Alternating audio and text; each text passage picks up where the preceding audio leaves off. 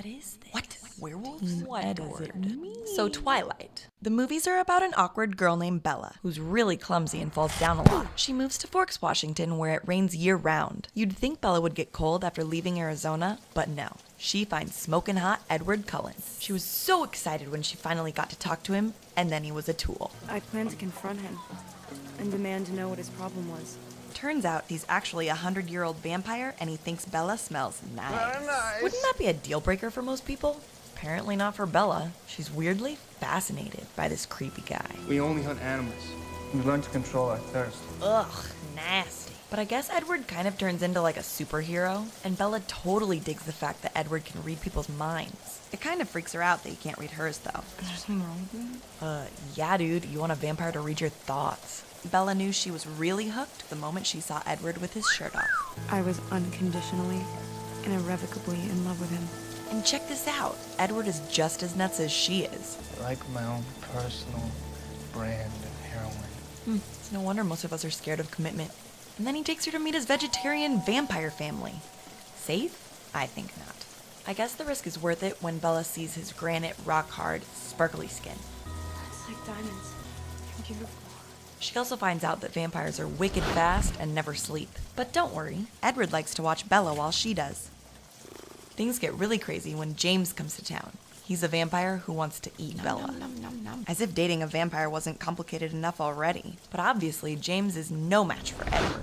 He's a man in love. So he kills James. Bella has a couple broken bones, and then they go to prom. Bella decides she really wants to be a blood-sucking monster just like Edward, but he kind of breaks her heart and tells her absolutely not. Right about now is when Bella's luck starts running out. She gets a paper cut, and Edward's brother Jasper tries to kill her for bleeding on the carpets. Jasper's our newest vegetarian. Maybe he should rethink his lifestyle choices. Edward obviously does. He kicks Bella to the curb and leaves town. So much for forever. Bella has a meltdown and gets so depressed it's like she's comatose. She even starts seeing Edward hallucinations. Maybe I'm crazy now. I guess that's okay. I don't think so, Crazy Pants. Your depression thing, I get it. I'm totally worried. But after a while. Don't worry, Bella's not a downer forever. She starts hanging out with a new guy, Jacob Black. Jacob keeps Bella from being mopey by teaching her to ride motorcycles and taking his shirt off for her when she cracks her head open on the pavement. You're sort of beautiful. Things really get kind of awkward after they almost kiss in Bella's car, and Jacob kind of avoids her after that. At this point in time, Bella doesn't have any other friends, so she goes to figure out what's wrong with Jacob and finds a steamy, shirtless, extremely muscular version.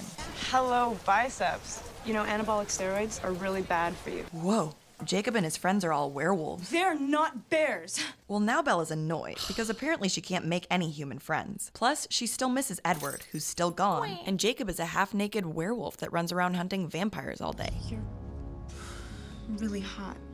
Oh yeah, remember James? His girlfriend Victoria comes to Forks to kill Bella. She almost succeeds when Bella has the bright idea to go cliff jumping by herself, but luckily Jacob gets there first. Edward's sister Alice, who can see the future, races back to Forks to see why the heck Bella would jump off a cliff. While all this is going on, Edward fails to get his facts straight and ends up thinking Bella's dead. He goes to Italy in search of the Volturi, who are kind of like the vampire mafia, or Nazis.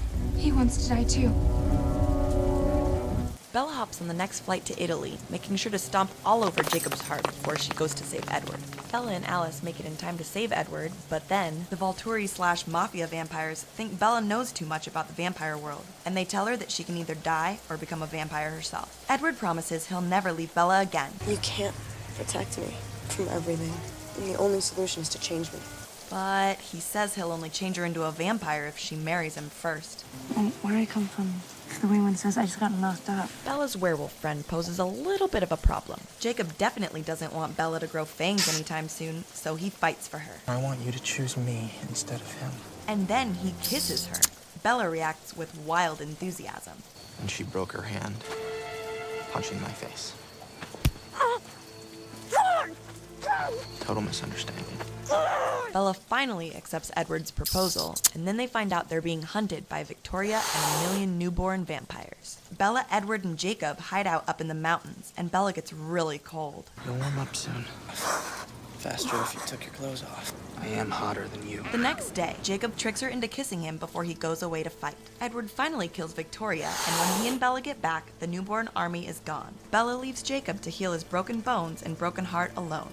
And she and Edward get their happily ever after, for now.